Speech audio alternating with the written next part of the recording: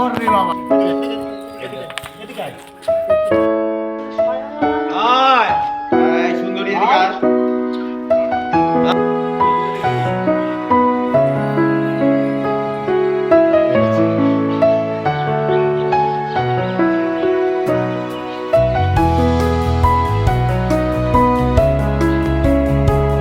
নমস্কার, আমি এই মুহূর্তে কথা বলবো বনমালী বাবুর সঙ্গে। বনমালী বাবু একজন মানে সমাজকর্মী, পশুপ্রেমী, সবই উনি। উনি আপনারা দেখতেই পেলেন এই মাত্র একটা কুকুরকে ইঞ্জেকশন করলেন। তো ওনার এটা হবি আর কি, পেশা নয়, হবি। বনমালী বাবু মানে আপনি কি এটাই করেন, মেইন এটাই? নমস্কার, আমার নাম হচ্ছে বনমালী তপাদার। হ্যাঁ, আমি একজন পশুপ্রেমী, একজন সর্বপ্রেমী, আমি একজন ফিজিওথেরাপিস্টও। আমি সমাজের জন্য ভালো কাজ করতে চাই, সমাজের একটা ভালো বার্তা দিতে চাই যে এই পৃথিবীতে সকল প্রাণীর বাঁচার অধিকার আছে। কেউ যদি বলে যে আমরা একা বাঁচবো, কেউ একা বাঁচতে পারবো না। আমরা ছোটোবেলায় আমরা জীবনচক্র পড়েছি যে এই ওর প্রতি নির্ভরশীল, ওর প্রতি নির্ভরশীল। মানুষ হচ্ছে পৃথিবীর শ্রেষ্ঠ জীব। মানুষই একমাত্র প্রত্যেকটা জীবন নিয়ন্ত্রণ করতে, আর মানুষই ধ্বংস করতে পারে, মানুষই বাঁচাতে পারে। আমি চাই যে অনেক সময় অনেক পশুদের উপর মানুষ টর্চারিং করে, আপনারা এই টর্চারিং করবেন না। কারণ আপনার বাড়িতে যদি কখনো সাপ যদি কখনো ঢোকে, একমাত্র অ্যানিম্যালরাই বুঝতে পারে যে আপনার বাড়িতে সাপ ঢুকেছে।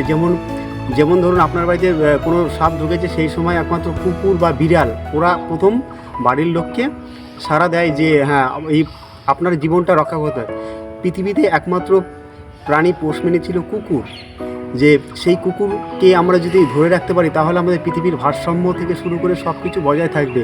তাই বলছি, আপনার কুকুরকে কেউ মারবেন না। অনেকে কুকুরের গায়ে অ্যাসিড দিয়ে দেয়, গরম জল দেয়, কেউ আবার হেসো দিয়ে কোপ মারে, কেউ আবার বস্তায় করে জঙ্গলে ফেলে দেয়। কারণ আজকে যদি এদের আমরা যদি না বাঁচিয়ে রাখি, তাহলে আগামী প্রজন্ম দেখতে পাবে না যে কুকুর বলে একটা প্রাণী আছে।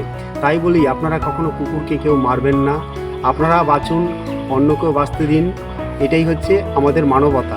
বনমালী বাবু, এই যে আপনি কাজটি করছেন, এই কাজ করতে গেলে অনেক সময় প্রতিবন্ধকতার সম্মুখীন হতে হয়। হ্যাঁ, অনেক সময় আমার প্রতিবন্ধকতার শিকার হতে হয়, কিন্তু আমি করে যাচ্ছি। কিন্তু আমি জানি যে মানে আমার উপর যাই হোক না কেন, এই পশুদের উপর জানি কখনো না হয়।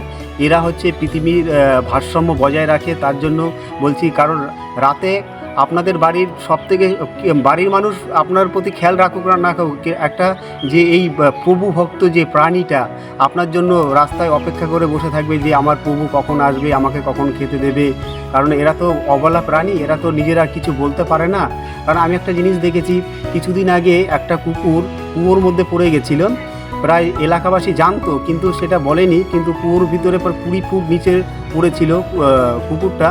তখন আমি গুপ্তিপাড়া পুলিশ ফাঁড়ি আমাকে প্রথমে খবর দেয়। তখন গিয়ে কুকুরটাকে আমরা ওই অফিসারদের নিয়ে গিয়ে আমরা ওই কুকুরটাকে উদ্ধার করি। এটাই তো আপনাদের সবার কাছে একটা বার্তা দিচ্ছি, যেখানে এরকম কোনো প্রাণী কোনো বিপদের সম্মুখীন হবে, আপনাদের প্রশাসনকে জানাবেন বা থানাকে জানাবেন। দেখবেন সেই জায়গাটা অনেকটা মানে রিকভারি হয়ে যাবে। মানে পশুপ্রেম এমনই একটা প্রেম। অনেককে বলছি, অনেকে বাড়িতে ধরো হয়তো বিদেশি কুকুর এনে পোষে, তখন কি করে সেই কুকুর যখন প্রথম সে তারা ভালোবাসে, আদর করে, মানে লেপের তলায় নিয়ে সহায় করে।